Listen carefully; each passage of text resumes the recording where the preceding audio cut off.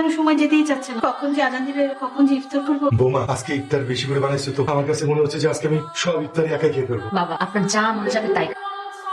আমি আর খেতে পারবো না, কি বলছেন বাবা? আপনি না বলেন আজকে বেশি করে খাবেন। আমার পেট ভরে গেছে। বৌমা তোমাকে অনেক ধন্যবাদ, তুমি না বললে তো আমরা কেউই রোজা রাখতাম না। চাচা কত হয়েছে?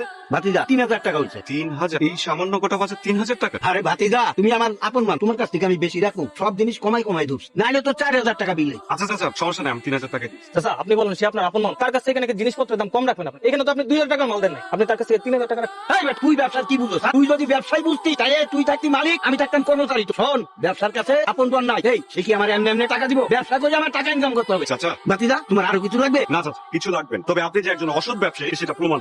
আমি আপনাকে বিশ্বাস করছি, সে এইভাবে অমর্যাদা করুন। চাচা ব্যবসা করলে সৎভাবে করুন, অসৎ ব্যবসায়ীকে আল্লাহ তাআলা পছন্দ করে। এইভাবে যদি আপনি মানুষকে ঠকান তাহলে হাসরের ময়দানে আপনাকে আল্লাহ জবাব দিতে। আপনি অসৎভাবে ব্যবসা করেন বলে ব্যবসা কোনো উন্নতি। 20 বছর আগে যে দোকানটা আমরা দেখে ছোট্ট মুদি দোকান, সেখানেই এখনো পড়ে আছে। ভবিষ্যতে আর কোনো ক্রেতাকে এইভাবে ঠকাবেন। ভাতিজা তুমি আমার মাফ করে, এখন থেকে আর আমি অসৎ ব্যবসা করবো, ন্যায্য মালের ন্যায্য দাম রাখি। ঠিক আছে স্যার, আসুন। আসসালামু আলাইকুম। বাবা রমজান মাস চলে যাচ্ছে, আপনি আপনার বাবা মার কবর জিয়ারত করবেন না? রমজান মাস হচ্ছে রহমত, বরকত আর নাজাতের মাস। এমনও তো হতে পারে যে আপনার দোয়ার উসিলায় তারা নাজাত পেয়ে গেল। আমার বাবা মা অনেক কষ্ট করে আমাকে বড় করেছে, কিন্তু আমি ওনাদের জন্য কোনো কিছুই করতে পারিনি। এখন আমার মনে হচ্ছে আমি তো মারা যাবো যদি আমার সন্তানরা আমার কবরের পাশে না যায়। বৌমা আমি আজই যাবো।